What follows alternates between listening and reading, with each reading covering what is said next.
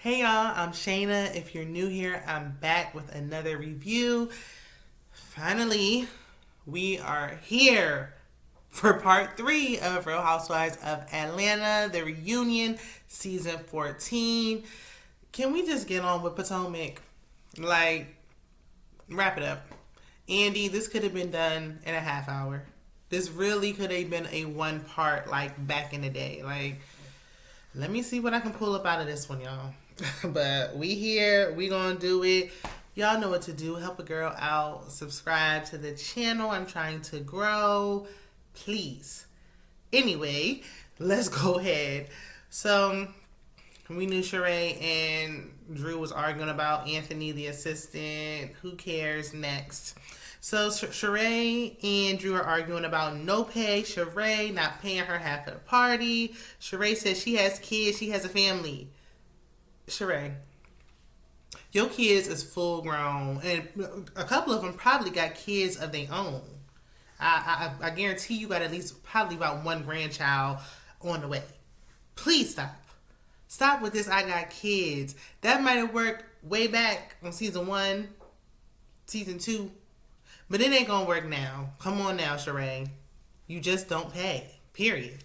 Stand on it. So Sonya was saying Drew has misplaced anger about, the Ralph being on that Ralph was on the down low and all that commentary. Like the anger really should have been at the assistant instead of Sheree. Yeah, I guess. But Sonya gonna defend her friends that she done linked up with regardless. So the husbands come out. Andy asks Ross about him and Sonya's parenting styles, and why did we ask about that? What we should have been asking is why wasn't Ross supportive with Sonya when she first initially had their son? He wants another child. Why wasn't he supportive? Why was Sonya going around saying you weren't supportive? I don't want another child with you. How are you going to be supportive when y'all have the next child? That should have been the question. He asked about their parenting styles and just moved on. Like, Andy's even dropping the ball. Honestly, with these questions, he's really not asking what needs to be asked. So, Kenya backslides on calling Ross aggressive.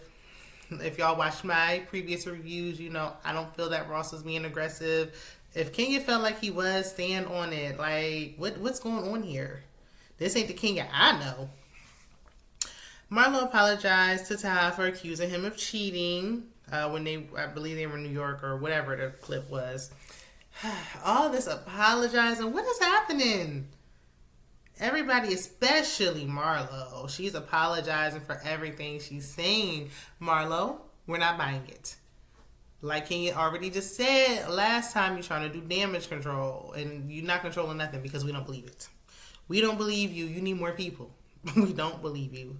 This ain't working like y'all thought it was gonna work. Just bring her back and let her be the villain she is, but don't keep apologizing for her, like, please. Andy asks why Kayla has to struggle, why Riley lives lavishly. Inquiring minds would like to know. I've been wanting to know this since Todd stepped on the scene. Since we met Kayla, I want to know why she's treated like the redheaded stepchild. I don't like the way Todd treats Kayla. Granted, Kayla is a fully grown adult now. He's like, she's got her own apartment, this and that. You don't have to, teach her a lesson anymore. If she's responsible and all these things, if you have the means, help her. In New York, in the midst of inflation, you've gotten her doing this alone when you have the resources to help her. She's not a lazy, slacker who's living off of y'all and sitting up in your house. Why is she working a billion times harder while Riley gets to just focus on being a student? It's unfair and it's not right, and I don't like it, and I don't agree with it. You don't have to make, even when parents make their teenage children, you get your first job at McDonald's, you got the kid paying on your electric bill and paying rent. It's crazy.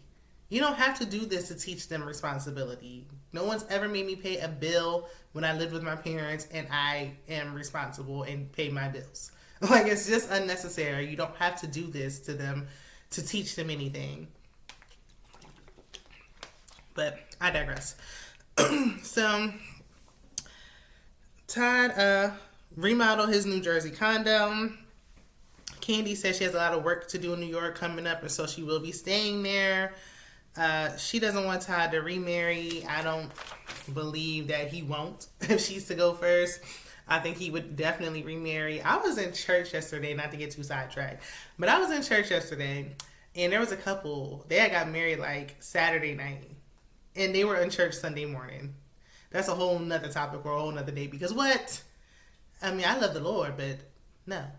I don't care if we don't even have the money for a lavish honeymoon. We at least gonna be staying in a hotel somewhere at a nice location for a night. It's our wedding night. They said that the groom wife had passed away right at the start of 19, and it was really hard on him. Did he take a lot of time to grieve? Absolutely not, because he's remarried again. Like, these men do not wait around. So Candy, if you waiting on that, you say he can just date but not marry her, so she won't get. If he want to give her the money, he gonna give it to her. Candy, you can't control it. You gonna be in the grave. Stop worrying about it. So we move on, and Ralph said that he fired his assistant because it made Drew uncomfortable, and he gave some rehearsed response to Andy that made Drew cry. It didn't move me a bit. Sounded staged, faked, read, rehearsed, memorized, all that. Sonia said that she pulled Kenya to the side in New York to tell her that when she, told Ralph about himself, that she was being a little rough on Ralph. I disagree. I don't think Kenya was being too rough on Ralph. I think Kenya was telling Ralph about himself. No one else would. Y'all hear that beat? That's my fridge. Hold on. Sheesh. It was not my fridge. It was my dryer going off. It's almost midnight, y'all. Forgive me. Anywho, I don't think that Kenya was being too rough on Ralph in New York, and she might have been projecting a bit because of her own situation with Mark. But at the end of the day, she should stand on what she was saying, which she did not, and I don't like it. So a fan asked why the ladies gang up on Drew. 1 minute they're her friends, the next minute, they're jumping on her. I absolutely think they bully Drew. That is my opinion. I think they bully Drew. They pick on her. They tear her down. Like, if I was Drew, I know you need to check. You've been on there 2 seasons. You got the platform. You got the check. I would remove myself. It can't be good for one's mental health to be sitting here being, like, picked on at, like, the cafeteria school lunch table. Like, it just is crazy. I don't like how they do Drew at all. Drew, sometimes, she be doing stuff that make you go, but is it worth all this? No, she has no ally. She doesn't have one friend. And Sonya came in there. I thought that they were going to link up, but nope, she wanted to be with the cool girls. So they got to do better. Drew needs her own friend to the show. Like, even her assistant didn't have her back. So Drew says she lost weight with Drop It with Drew. At first it sounded like she said 50 to 20. She said 15 to 20 pounds. She looks great. Y'all stop trying to tear her down. She looks good. Leave her alone. Andy asks Ralph how he feels about Sheree's confessional comments. He's offended, of course. And he says she knows for a fact that he's not gay. She says, I don't believe you are, but I don't know that for a fact. Now, I got to give Sheree this one. She don't know for a fact. She not in y'all bed. She not with you 24/7. She don't know what you got going on, so she don't know that to be a fact. But did she have to say it? No. But again, why are y'all still working and speaking to this assistant when he's the one that started the mess? So Drew said Ralph didn't. Ralph said let's go back. Ralph said he told Drew about the book. Drew said Ralph didn't tell her about the book until after the fact. Like, they was out at the restaurant eating, and he was like, oh, let's celebrate this book. Surprise. So she didn't know about it. She felt a way. She was upset with him. He never tells her anything. Ever, ever, ever. That's why she still to this day does not wear her wedding ring. She's sick of that man. But she won't leave because she just had all these children with him. That's what I'm thinking anyway. So they're talking about the book and, how because someone mentioned, one of the fans asked about what Drew said last season about Ralph treating Josiah differently than his biological children he has with Drew. And he referred to Josiah as her son. And that rubbed me the wrong way. I didn't like that. You've been raising this boy. He calls you dad. You're writing a book about him. Like, with all his things that he was saying about adopting him, I was agreeing with him on, but you don't have to adopt him to look at him like he's your child and look at yourself like you are his father. So even with her saying that he treats him differently, you should not be treating him differently. You should not. And saying her son, it's like he's never going to fully love him like he loves his own children. And it can be done. So it's sad that it's not being done. They talk about Marlo and Candy and their long term differences. Marlo admits that she says anything when she's mad, and she apologized to Candy. She apologized this entire episode. She's apologizing left and right. A fan asks how he feels about being under Candy's tax bracket because, Marlo made that comment about Candy sleeping with men below her tax bracket. And Ty said everybody on the stage is below Candy's tax bracket. Marlo was like, not Andy. So let's look it up. Shall we? Should we look it up real quick? I'm going to pull out my phone here because I am curious to know. Now, we know Google can only tell you so much. Someone's net worth doesn't mean that's what they got in the bank. But at least it can give us a rough idea. So, Andy has an estimated net worth of $50 million in 2022. And I'm sure I am not the only one. This is more interesting than the reunion was, y'all. Sorry. So,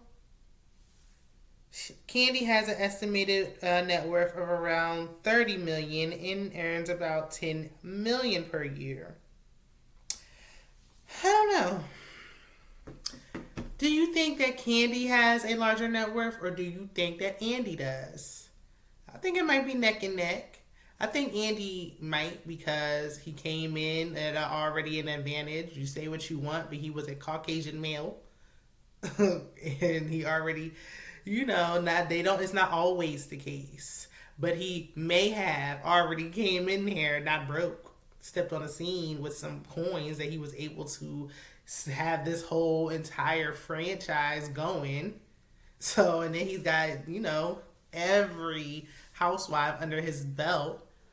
And then they're branching off. The housewives are having their own spinoffs. And then he bringing in the coin. He got the Andy Cohen After Dark or whatever it's called. So yeah, like he's doing it. He don't gotta break his back too much. He letting them do all that, and then he come in at the end. After y'all done embarrass yourselves all season long, and he sit up there with his notes and his index cards and ask y'all questions while he lives his best life. So okay, but we know Candy if she behind, she gonna catch up real quick. Give her another year, they gonna be right there neck and neck. But everybody else, they ain't touching Candy because even Andy was like, she has more followers than like everybody combined sitting here. So, right, don't do that. It would be the chances of Candy actually meeting a man who she's compatible with and on every level who is on her tax bracket was slim. But he wasn't just sitting around. She didn't meet him in Africa when he was like in a hut somewhere. He was working. Like she could have got her an African millionaire while she was out there. Now that's where the real money at. But he was working. He's a working man. He cut Ty some slack. He handles it with stride. He's been doing this for a long time now. So I'm glad that, he's a secure man, secure with himself.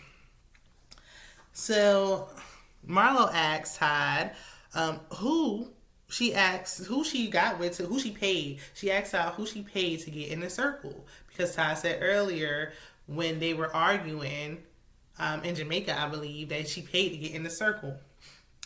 Ty said, in your earlier years when we were in Africa, you were thirsty. Marlo said, I'm not going to argue with no man. Try again, Marlo. Didn't do what you thought it did. Didn't hit. That's y'all go to. Soon as you said something to the man, soon as he said something, you're like, I'm not arguing with no man. I'm not going to let no man stop it. He's not disrespecting you. He's answering you. So Andy and Kenya both said, you asked him. So Ty said Marlo paid for her trip to Africa because she wanted to be with that crowd. She wanted to be around that group of women so bad. Marlo asked Andy, did I do that? Did I pay? I didn't do that. Did I do that? I don't remember doing that. And he said, apparently you did.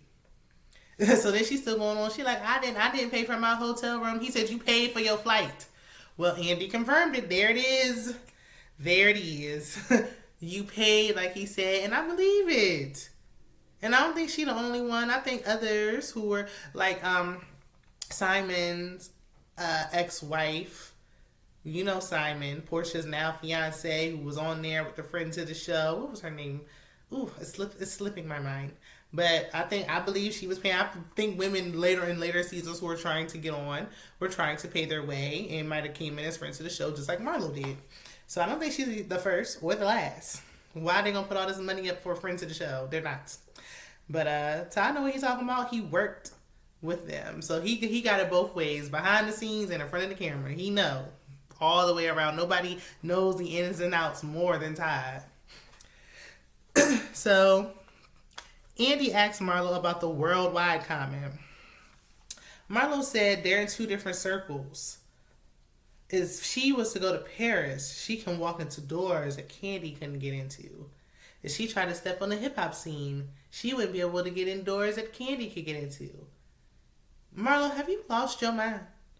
Why are you trying to act like y'all are anywhere near like on the same level, in the same book, on the same page?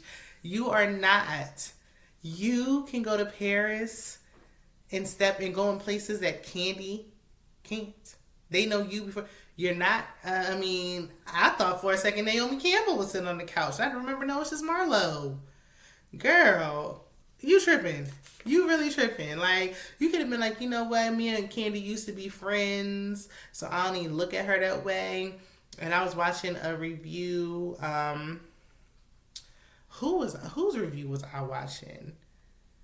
Rodney, The Voice, and he was saying something similar, like, Marlo could have been like, hey, we were friends in Atlanta, we about on the same page as everybody knows us, we on the same show, whatever. You will never be, at the end of the day, more people know Candy from just Escape alone versus only knowing you from this show, and you just got your peach this season. So stop it. You are not on the same page. Y'all not on the same level. Any room Candy can walk into, she would have to bring you in as a +1. Stop it. Now you sound crazy, and any hope or chance of y'all mending y'all relationship is gone again. Candy said that she forgave Marlo because Todd ultimately forgave her. Most of the things that she was saying was about Todd. So if Todd can forgive her, Candy can move on too. Why do we care about Marlo? Once again, she running her loose lips, saying things she don't know what she's talking about just to say them, just because she doesn't want to feel inferior to Candy. But like Todd said, most of the people on the stage they not up there with Candy's been doing this most of her life. We don't even know what you really do, Marlo. We don't know.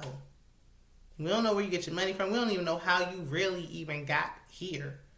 So please, let's not. Like, you here now, but let's not do that. We're not going to discredit Candy and all her accolades and accomplishments. But that was the end of that. Like I said, Potomac, y'all better come with it. I remember a time when the reunion was something to look forward to, like when it would be better than the season. When it would be like, ooh, I can't even, ooh, we were waiting for this reunion was a straight snooze fest. But let me know if y'all agree with me in the comments. What are your thoughts? Let me know what y'all are thinking. I have way more content that's going to be coming your way. So definitely hit that subscribe, and I will see you guys in the next one. Bye.